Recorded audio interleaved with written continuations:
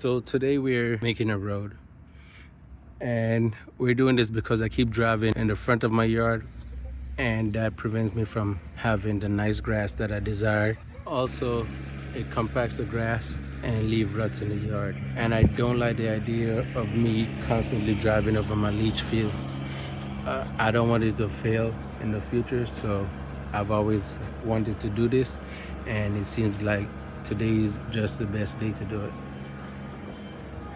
Grandkids move the posts. So I want to keep it on my side. My stepson won't have a problem with it, but in case he wants to sell, I don't want to complicate the process for him.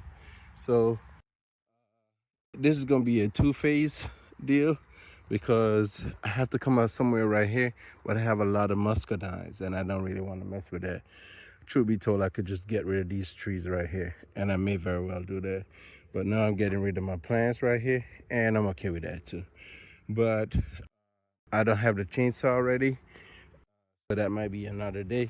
And as usual, I'm trying to beat the rain. So the plan of attack is to come in right here. They ran utilities through here, so I'll come with a tractor and start going that way, and we can worry about this direction in the future. I'll show you what it looked like from the opposite end. I only have one problem, which I need to take care of that. I'm gonna need to cut some fencing. It's the electric fencing that I had right here for the goats, but a tree fell on it and I just never took care of it. So the plan is to come between the properties and come around so that I'm not driving in my front yard. The road will come from right here, and I'll find my way somewhere in here. Here's the tree, and here's the fencing.